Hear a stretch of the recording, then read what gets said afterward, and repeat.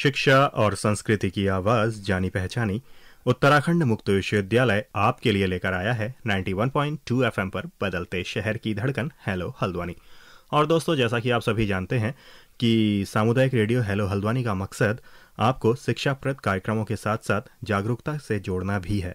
तो इसी कड़ी में आज हमारे स्टूडियो में मौजूद हैं हमारे साथ उत्तराखंड कृषि उत्पादन विपणन बोर्ड के अध्यक्ष गजराज सिंह बिष्ट। आपका बहुत बहुत स्वागत है हेलो हल्द्वानी के स्टूडियो में। नमस्कार अनिल जी। और पूरे प्रदेशवासियों को भी नमस्कार जी। तो जैसे आज हमारे साथ मौजूद हैं गजराज सिंह बिष्ट, तो अभी वर्तमान में जैसे मंडी की जो कार्य प्रणाली है वो क्या है, वर्तमान प्रणाली क्या है और पहले से क्या लगातार चली आ रही है और किस तरह से मंडी काम करती है, इस बारे में हम सबसे पहले आपसे जानना चाहेंगे। अनिल जी, बेसिकली जो मंडी का काम है, मंडी का काम होता है विपणन का काम, यानी किसानों की फसल उचित दामों पर बिके, उनको उचित स्थान मिले, उन्हें फैसिलिटी मिले, वो अपना सामान लेकर आए तो रात को या दिन में जब भी आए तो उनको मंडी प्रोवाइड कराना ही मंडी परिषद का काम होता है।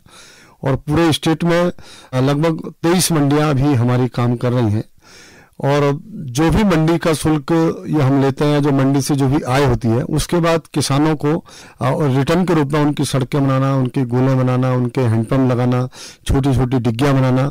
मैं आपको बताना चाहता हूं कि लगभग जब से उत्तराखंड राज्य बना है, इन 20 वर्षों में लगभग मैं समझता हूं कि 1000 से 1500 करोड़ रुपए का काम मंडी परिषद ने पूरे प्रदेश में विकास का किया है। जैसे जो मंडी का काम एक तरीके से रहता है वो ये कि जो एक चेन का काम किसानों के बीच में और व्यापारियों के बीच में और उपभोक्ता के बीच में एक तरीके से वो करती आई है। और जैसे आपने कहा कि जो मंडी से आय होती है वो अमूमन किसानों के हित में या किसानों के वेलफेयर के लिए वो चली जाती है या उसके लिए काम होते हैं, तो किस तरीके से ये काम किए जाते हैं? अनिल जी, इसमें मंडी की जो आय होती है उस आय को हम कई प्रकार के विद्यार्थियों के लिए भी हम उसमें काम करते हैं कि जैसे पंतनगर यूनिवर्सिटी या कोई भी जो किसान का बच्चा होता है उसके लिए भी पैसा प्रोवाइड कराते हैं। जो गरीब किसान का बच्चा होगा उसको भी पढ़ाने का काम करते हैं। इसी प्रकार अगर कोई किसान काम करते करते, किसानी धंधा करते करते उसकी डेथ हो जाए, उसको कोई दुर्घटना हो जाए, उसके लिए भी पैसा हम प्रोवाइड कराते हैं। इसी प्रकार जो युवा बेरोजगार हैं और वो काम करना चाहते हैं, जैसे मैं आपको उदाहरण के रूप में बताता हूँ कि फूलों की जो खेती कर रहे हैं आजकल लोग, तो वो फूल का जो बीज है वो बड़ा महंगा आता है, तो उस पर भी हमने काम किया, उसमें भी हमने 50% की सब्सिडी तक दी है। इसी प्रकार जो कॉमर्शियल खेती करते हैं, जैसे आलू की खेती करना, अदरक की खेती करना, लेकिन वो बीज महंगा होता है, तो उस बीज पर भी हम 50% की सब्सिडी उनको देते हैं। और इसी प्रकार की जो भी हमारे पास पैसा बचता है उन सब पैसों का कहीं जहां पर अगर नल नहीं पहुंच पा रहे, पाइपलाइन नहीं पहुंच पा रही, वहां हैंडपंप लगाना तो हैंडपंप भी लगाते हैं। ऐसे ही छोटी छोटी सड़कें जो किसानों के मेन सड़क से उनके बगीचे तक है, उन बट्टियों को हम बनाते हैं, उन सड़कों को हम बनाते हैं ताकि किसान आसानी से अपनी फसल मेन रोड तक ला सके। इसी प्रकार अगर कोई गरीब किसान है और उसके बाद डिग्गी नहीं है पानी पीने की, तो उस डिग्गी का निर्माण भी हम करते हैं। इस प्रकार से बहुत सारी चीजें किसानों के लिए, कोल्ड स्टोरेज का निर्माण करना जिसमें अपने एप्पल वगैरह, फल वगैरह वो उसमें रख सकें, लंबे समय तक उसमें रख सकें, इस प्रकार के काम करना। इसी प्रकार किसानों की जो उपज है वो उसको बेचने की व्यवस्था करना, वो किस प्रकार उसकी बिक्री हो ताकि उनकी फसल को नुकसान न हो, ये सारे काम मंडी विपणन बोर्ड करती है। जैसे आपने कहा कि किसानों के लिए और जो स्वरोजगार की जो खोज कर रहे हैं, जो बेरोजगार युवा, उनके लिए भी मंडी काम करती आई है। तो जैसे किसानों की अगर बात की जाए तो एक बार शुरुआत से बात करके देखते हैं कि जैसे सबसे पहले बात आती है फसल को उगाना, तो उस सिलसिले में किस तरीके से किसानों को सशक्त करती आई है मंडी? हाँ, निश्चित रूप से जो उनका जो सबसे ज्यादा खर्चा जो आता है किसानों की उपज पैदा करने में, उत्पादन करने में, वो बीजों को लेकर होता है। तो उसमें कृषि विभाग भी, मंडी भी अपनी तरफ से 30%, 50% हमेशा सब्सिडी देती है ताकि किसान समय पर उस बीज को खरीद सके। ये सारी चीजें हम देते हैं। इसी प्रकार अभी जैसे मैंने कहा कि एक सपना था कि किसानों की आय दोगुनी हो, तो जब हम अध्यक्ष बने तो उसके बाद हमने लगभग 10 करोड़ का एक रिवॉल्विंग फंड बनाया। माननीय मुख्यमंत्री जी ने इसमें बहुत इंटरेस्ट लिया क्योंकि वो पहले कृषि मंत्री भी रहे हैं, तो उन्होंने इसमें बहुत बढ़िया इंटरेस्ट लिया और उसके बाद तुरंत उन्होंने इस काम को किया है। और जो हमारा जो पर्वतीय क्षेत्र है उसमें अनाज जैसे मडुआ हो, चौलाई हो, झिंगुर हो, ये ऐसे अनाज हैं जिनकी आज पूरे विश्व में डिमांड है या मांग है, लेकिन क्या था कि अभी तक उनको मार्केट नहीं मिल पा रहा था। यानी उन किसानों को जो मंडवा था उसको मार्केट नहीं मिल पा रहा था। तो उस कारण से क्या होता था कि जो व्यापारी जाता था, प्राइवेट व्यापारी पहाड़ों में जाता था, वो 10 से 12 रुपए किलो मंडवे को खरीदता था।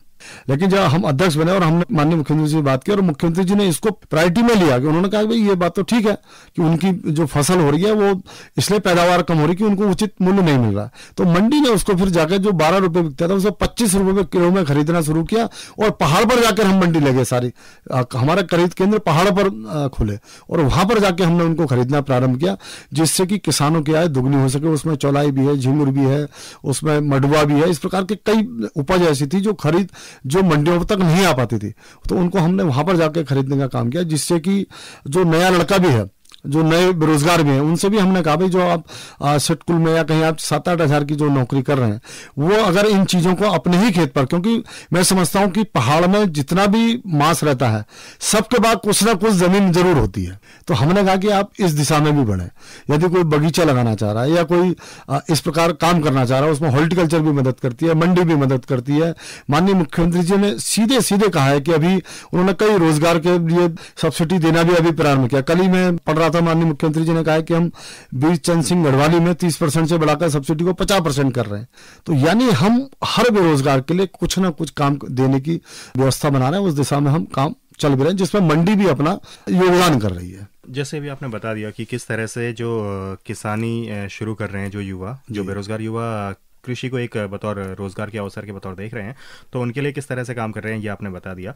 और जैसे जब बात आती है फसल तैयार हो जाने की, तो फसल तैयार होने के बाद वो किस तरह से बाजार तक पहुंचने का काम उसका रहता है मंडी के थ्रू?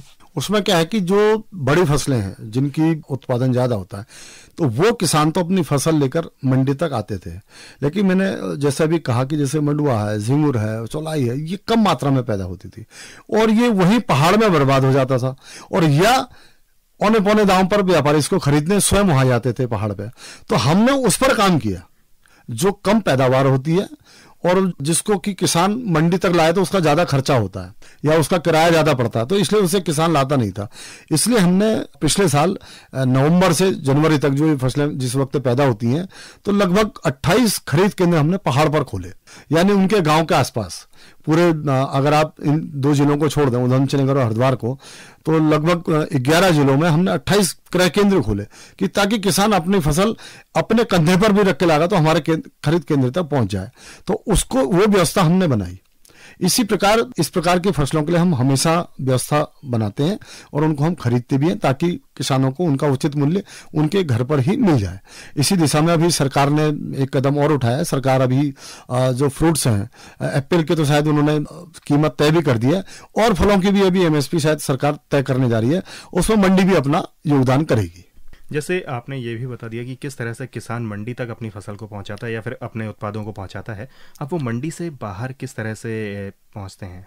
नहीं, मंडी में तो जब वो किसान अपना उत्पादन लेकर आता है तो फिर वहाँ बाहर के आड़ती हैं, व्यापारी हैं, फिर वो बोली के रूप में या नीलामी के रूप में या एमएसपी के रूप में या किसी प्रकार भी फिर वो खरीद फरोख्त वहाँ पर प्रारंभ होती है किसान और व्यापारी के बीच में। जो मीडिएटर है वो हमारा जो मंडी का आड़ती है वो उसमें रहता है, वो ताकि दोनों के बीच में कोई डिस्प्यूट ना हो, कोई विवाद ना हो। तो व्यापारी जो बाहर से आते हैं वो खरीदते हैं, किसान अपने माल का कीमत लगाता है और जो उचित मूल्य या जो ज्यादा लागत लगाता है उस व्यापारी को फिर किसान अपना माल दे देते हैं जी। उसी में जो 2-2.5% जो होता है वो मंडी शुल्क मिलता है, उसी से हम पूरी मंडी भी चलाते हैं, विपणन केंद्र भी चलाते हैं, किसानों के विकास के लिए काम भी करते हैं और किसानों के किस प्रकार भला हो सके उस दिशा में भी काम करते हैं। जैसे अभी हमने देखा कि पूरी दुनिया भी गुजर रही है, कोविड से जूझ रही है, कोविड-19 से। तो इस दौर में कई सारी दिक्कतें अभी किसानों के सामने भी आई हैं और आम आदमी के सामने भी आई हैं। तो इन सब से उबरने के लिए मंडी किस तरह से तैयारी अपनी कर रही है या फिर किस तरह से आगे कर सकती है? हाँ, निश्चित रूप से बहुत बढ़िया प्रश्न आपने किया अनिल जी। मैं समझता हूँ कि 22 मार्च से लॉकडाउन प्रारंभ हुआ और सबसे ज्यादा जो प्रभावित होता है आदमी वो खाद्य सामग्री को लेकर होता है, सब्जियों को लेकर होता है और मजे की बात उनकी कीमतों को लेकर होता है। और आपने देखा भी होगा कि पिछली जितनी भी इमरजेंसियां आई तो उसमें आपने एक चीज देखी होगी, मैं माननीय मुख्यमंत्री जी को भी बधाई देता हूं, धन्यवाद देता हूं और अपने कर्मचारियों को भी, कि जो सबसे बड़ी दिक्कत आती है कि मूल्यों का एकदम बढ़ जाना, चाहे वो खाद्य के रूप में हो, सब्जियों के रूप में हो, या किसी भी इस प्रकार के जो प्रोडक्शन होता है उनके रूप में। लेकिन आपको विश्वास नहीं होगा कि पूरे कोरोना काल में कभी भी न तो किसी खाद्य की कमी आने दी सरकार ने, न मंडी ने किसी सब्जी के दाम बढ़ने दिए, और न किसी प्रकार की कोई कमी सब्जी में भी नहीं आने दी।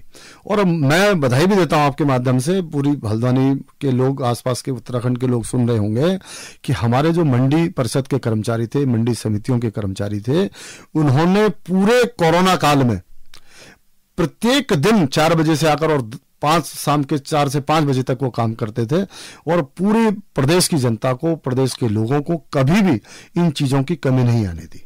दूसरी बात, भाई मंडी परिषद के, क्योंकि मंडी परिषद के बाद थोड़ा बहुत अपना फंड भी होता है, तो हमने लगभग 50,000 परिवारों को इस प्रदेश के अंदर एक सुरक्षा किट, जिसमें मास्क, सैनिटाइजर, ग्लव्स, साबुन, ये सब घर घर तक पहुंचाने, किसानों के घर तक पहुंचाने का काम किया। इसी प्रकार जो मंडियां थी हमारी सारी मंडियों में हमने सैनिटाइजर करने का काम किया। एक वो सैनिटाइजर का जो गेट क्या कहेंगे उसे, वो हमने हर मंडी में जहां जहां ज्यादा लोग आते थे वहां बनवाया। अपने जो कर्मचारी थे उनको पीपीई किट भी हमने प्रदान की। इसी प्रकार जो हमारा कर्मचारी था, सबका हमने लॉकडाउन प्रारंभ होते ही, कोरोना शुरू होते ही 5 लाख रुपए का हमने बीमा भी उनका किया मंडी परिषद ने। यानी हर क्षेत्र में हमने काम किया। मैं आपके माध्यम से अपने कर्मचारियों को भी धन्यवाद देता हूं, बधाई देता हूं कि पूरे कोरोना काल में जब लोग घर से निकल नहीं रहे थे, हमारे कर्मचारी मंडी में अपना काम कर रहे थे। खाद्य की कमी नहीं आने दी, सब्जियों की कमी नहीं आने दी, कोई कालाबाजारी नहीं होने दी, कोई रेट नहीं बढ़ने दिया। और सबसे जो बड़ी बात थी, जो मंडी का प्रमुख काम है, कि किसानों की फसल को बर्बाद होने से बचाना, यानी उनकी फसल की भी बिक्री हो उस समय में। ये ठीक है कि थोड़ी बहुत किसानों को हो सकता कि कीमत थोड़ी बहुत कम या ज्यादा मिली हो, लेकिन उनकी फसल बर्बाद हमने होने नहीं दी। यानी हमने एक दिन भी मंडी को बंद नहीं किया, जिस कारण से किसान अपनी फसल को लेकर आता था, उस फसल की बिक्री होती थी, उससे दोनों लाभ हुए, उपभोक्ताओं को भी, किसान को भी। और मंडी परिषद ने अपना काम, जो मीडिएटर का काम था, वो बड़े बखूबी उसको निभाया हमने। जैसे आपने ये तो बता दिया कि कोविड-19 के दौर में, यानी कि कोरोना वायरस के इस काल में मंडी ने किस तरह से उत्तराखंड के किसानों के लिए काम किया, उत्तराखंड की जनता के लिए काम किया, ये पूरी बात आपने हमारे सामने रखी। और एक बात ये भी कि आने वाले भविष्य के लिए उत्तराखंड कृषि उत्पादन विपणन बोर्ड की क्या योजनाएं रहेंगी। और जैसे उत्तराखंड खास तौर पर एक पर्वतीय राज्य के बतौर जाना जाता है, तो पर्वतीय इलाकों के लिए या फिर वहाँ के किसानों के लिए किस तरह से मंडी अपनी आगे के लिए योजनाएं तैयार करेगी? हाँ, निश्चित रूप से अनिल जी, बहुत बढ़िया प्रश्न है। एक हमारी जो मंडी है, बड़ा गला मंडी, जो कि लगभग सालों से जिसकी डिमांड थी गदरपुर क्षेत्र में, वहाँ क्योंकि वो बीच बाजार के बीच में 5-7 दुकानों के बीच में ही वो गला मंडी होती थी, उसको हम बनाने का निर्माण कार्य हमारा, मुझे लगता है 15-20 दिन में प्रारंभ हो जाएगा। एक बड़ी गला मंडी हम गदरपुर में बनाने जा रहे हैं। इसी प्रकार बरसों की एक डिमांड थी रुद्रपुर वालों की, जो वहाँ के आड़ती थे, वहाँ के किसान थे, क्योंकि वो भी मार्केट के बीच में थी। तो उसके भी माननीय मुख्यमंत्री जी को आपके माध्यम से धन्यवाद देता हूं कि उन्होंने हमको वहां पर भी 16 एकड़ जमीन उपलब्ध करा दी है। और मैं समझता हूं कि 1-2 महीने के अंदर रुद्रपुर मंडी का काम भी, बड़ी मंडी का काम, बड़ी गल्ला मंडी का काम प्रारंभ हो जाएगा। इसी प्रकार अनिल जी की हम बार बार कहते हैं कि भाई बेरोजगार युवा फ्लावर उगाएगा या ये चीज करेगा, ये चीज करेगा, लेकिन अगर वो फूल पैदा करता भी है तो उसको मंडी नहीं मिल पाती।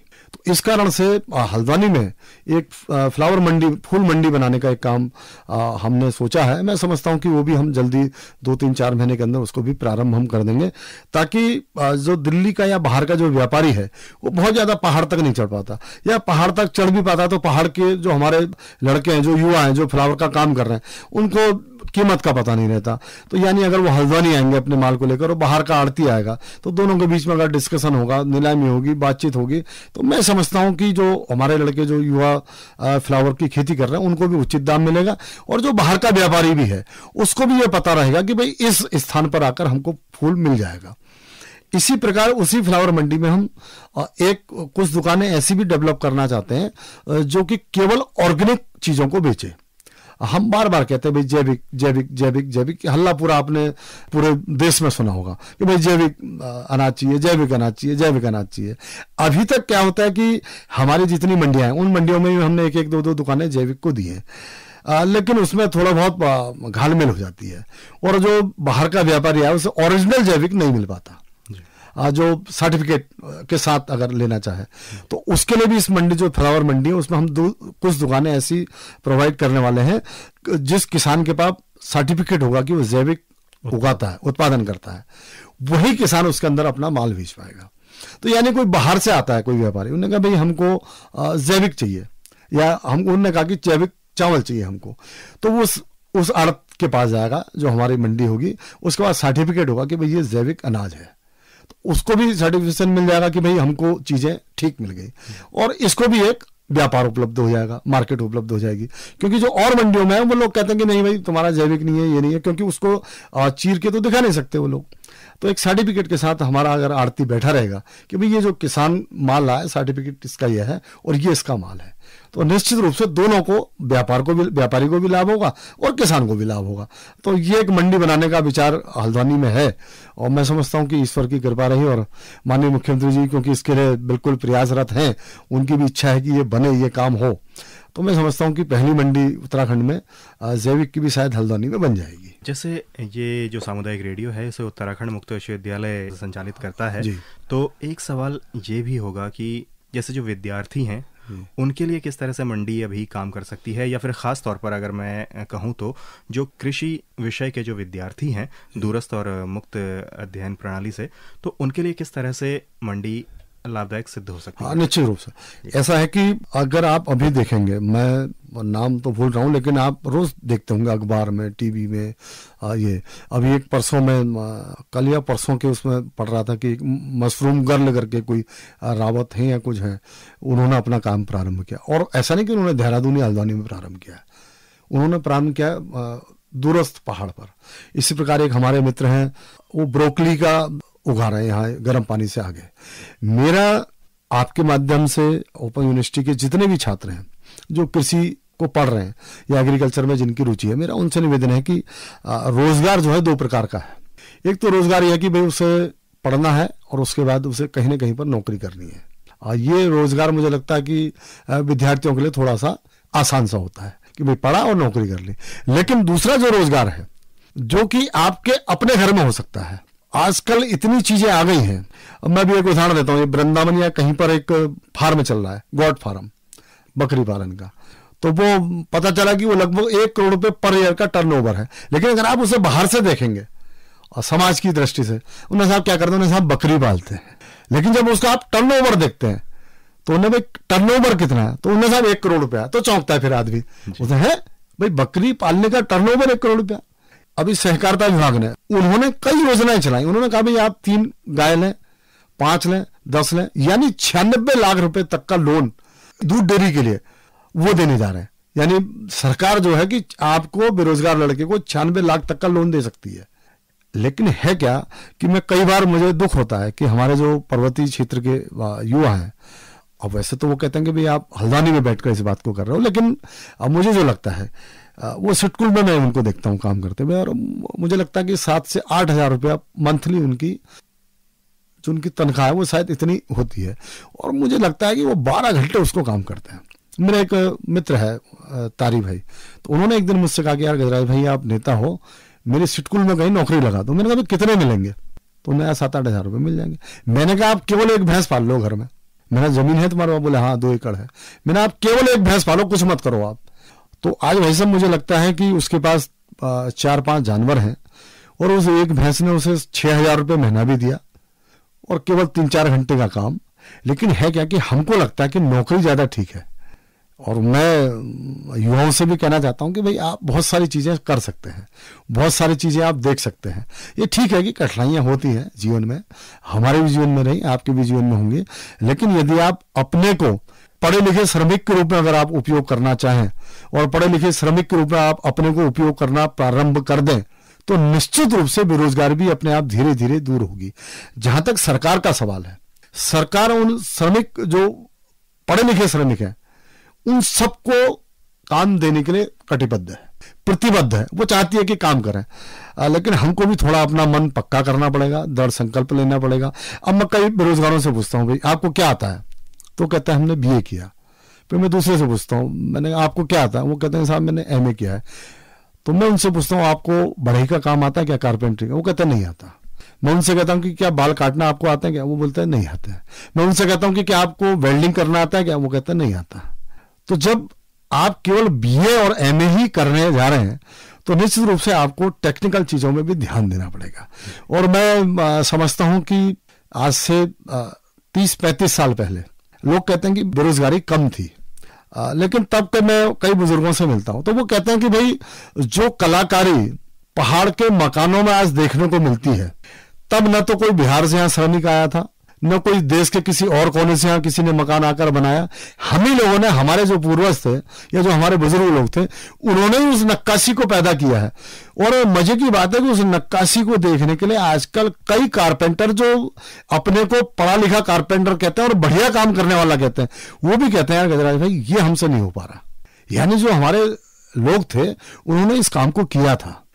तो मेरा कहना यह नहीं कि आप केवल कारपेंटर बन जाए या नाई बन जाए, या लेकिन अगर हमको धीरे धीरे इस दिशा में भी काम करना है। हम कहते हैं भाई आपको सब्जी बेचनी आती है क्या, वो कहते नहीं बेचती। अभी इस लॉकडाउन में मैं मंडी परिषद अध्यक्ष के नाते, क्योंकि बहुत सारे लोगों का रोजगार छिन गया था, तो लगभग 60 से 65 ऐसे युवा हैं जिनकी मैं आपको लिस्ट दे सकता हूं, जिनको मैंने सब्जी का काम प्रारंभ करवाया। और आज उनके मुझे फोन आता है, दयू हम 5-6 हजार रुपए में 5 लोग एक कमरे में रहते थे रुद्रपुर या हरिद्वार में, लेकिन आज हम अपने वहां पर 5-6 हजार रुपए इसी से कमा ले रहे हैं। तो ये जो मानसिकता है, मैं समझता हूं कि पर्वती जो हमारे युवा हैं, पर्वती से मतलब केवल पहाड़ी से नहीं, जो इस उत्तराखंड के अंदर बेरोजगार रहता है, उसको थोड़ा सा अपनी मानसिकता भी बदलनी पड़ेगी। तो निश्चित रूप से जो ओपन यूनिवर्सिटी कर रही है, भाई आप कॉलेज नहीं जा पाते, आप बिजी हैं, आपका सब्जी का काम है, आपका ठेला लगाने का काम है, आपका चाउमीन का काम है, या आपका कोई धंधा आप कर रहे हैं, लेकिन आप पढ़ाई नहीं कर पा रहे, तो उस पढ़ाई को पूरा करने के लिए ओपन यूनिवर्सिटी आपके साथ है। और मैं समझता हूं कि ओपन यूनिवर्सिटी का ये जो रवैया है, ये जो दृष्टिकोण है, इससे मैं समझता हूं कि आने वाले समय में जो साक्षरता है वो दर भी बढ़ेगी। क्योंकि अभी तक जो गरीब आदमी है वो हाई स्कूल इंटर करके छोड़ देता है, लेकिन ओपन यूनिवर्सिटी के नाते अगर वो यहाँ पर आता है, अपना फॉर्म भरता है, प्राइवेट या जो भी यहाँ की जो भी शिक्षा प्रणाली है, उसके आधार पर घर में रहकर भी वो MA, BA, BSc, MSc, MEd, BEd, PhD ये सारी चीजें कर सकता है। तो ओपन यूनिवर्सिटी का भी जो अपना योगदान है विद्यार्थियों के साथ, वो अपना चल भी रहा है और वो उसे कर भी रहे हैं। लेकिन मैं इतना जरूर कहना चाहूंगा, जो विद्यार्थी हैं, आप केवल पढ़कर उसे बर्बाद न करें। उस पढ़ाई के साथ साथ आप टेक्निकल चीजें भी सीखें, कुछ ना कुछ अपने गांव में करना प्रारंभ करें। आप छोटे से प्रारंभ करेंगे तो निश्चित रूप से आप बड़ा काम भी कर सकते हैं और एक अच्छा जीवन यापन आप अपने क्षेत्र में रहकर भी बिता सकते हैं। जी, तो कुल मिला के जो आपकी ये बात थी, इसके कहने का मतलब ये था कि आप पढ़ लिख कर केवल नौकरी का ही इंतज़ार न करें, कहीं केवल गुलामी का ही इंतज़ार न करें, बल्कि आप अपना खुद का सेटअप भी आप तैयार कर सकते हैं, आत्मनिर्भर आप हो सकते हैं। और ख़ास तौर पर जो उत्तराखंड मुक्त विश्वविद्यालय से जो विद्यार्थी कृषि से अध्ययन कर रहे हैं, वो कहीं ना कहीं अपने लिए अपना खुद का सेटअप तैयार कर सकते हैं और उसके लिए प्रशासन उनके साथ हमेशा है। तो काफ़ी सारी बातें आपके साथ हुई गजराज सिंह बिष्ट जी, तो इसके अलावा कुछ ख़ास बात जो आप हमारे श्रोताओं के लिए कहना चाहेंगे? हाँ, निश्चित रूप से मैं इतना जरूर कहना चाहूंगा कि अभी कल मोदी जी ने संसद में कहा है कि जब तक नहीं बनती दवाई तब तक कोई नहीं होगी ढिलाई। तो निश्चित रूप से कोरोना काल चल रहा है और इसमें भी कोई संशय नहीं है, मुझे संकोच भी नहीं है कहने में कि अभी कठिन दौर से हम गुजर रहे हैं, और हम नहीं, केवल पूरा भारत भी और पूरा विश्व भी। तो इस कठिन दौर में भी हम सब ने हिम्मत के साथ, आत्मविश्वास के साथ और अपने परिवार के देखभाल करते हुए, जो आपके परिवार में जो बुजुर्ग हों, आपकी माता जी हों, आपके पिताजी हों, दादाजी हों, दादी हों, नानी हो, नाना हो, और जो छोटे बच्चे, उन सब का भी हम सब ने ध्यान रखना है। और युवाओं से इतना ही कहना चाहता हूं, ये उत्तराखंड प्रदेश आपका है और इस प्रदेश की को स्वच्छ रखना, इस प्रदेश को आगे बढ़ाना, इस प्रदेश के साथ कंधे से कंधे मिलाकर चलना हम सबका कर्तव्य है। और इतना कहते हुए अपनी बात को समाप्त करूंगा कि जितने भी युवा, वो ओपन यूनिवर्सिटी से पढ़ रहे हों, अन्य यूनिवर्सिटी से पढ़ रहे हों, किसी विद्यालय से पढ़ रहे हों या कहीं से भी वो अध्ययन कर रहे हों, तो निश्चित रूप से हम सबको दोनों तरफ हमको ध्यान देकर चलना चलेगा। नौकरी करना आपका अधिकार है, और आपको नौकरी मिलना भी आपका अधिकार है, इसमें कोई दो राय नहीं। लेकिन अगर हम धीरे धीरे आत्मनिर्भरता की ओर या अपने सेटअप की ओर या अपने काम की ओर जिस चीज को हम सीख सकते हैं उनको सीखते सीखते आगे बढ़ेंगे तो निश्चित रूप से उत्तराखंड भी विकास करेगा, हम सब भी विकास करेंगे। और उत्तराखंड तभी विकास कर सकता है जब इस प्रदेश का कोई भी युवा बेरोजगार न रहे, किसी न किसी काम में वो अपना हाथ बटाएगा, उसका परिवार जैसे विकास करेगा वैसे वैसे ही उत्तराखंड प्रदेश भी विकास करेगा। बहुत बहुत धन्यवाद जी। श्रोताओं, अभी हमारे साथ थे उत्तराखंड कृषि उत्पादन विपणन बोर्ड के अध्यक्ष गजराज सिंह बिष्ट। काफ़ी सारी बातें इनसे हमारी रही और आपके लिए ये बातें काफ़ी हद तक लाभदायक रहेंगी। इसी के साथ दोस्तों मैं अनिल भी चाहूँगा आपसे इजाज़त, फिर आपसे मुलाकात होगी। नमस्कार, खुदा हाफिज़।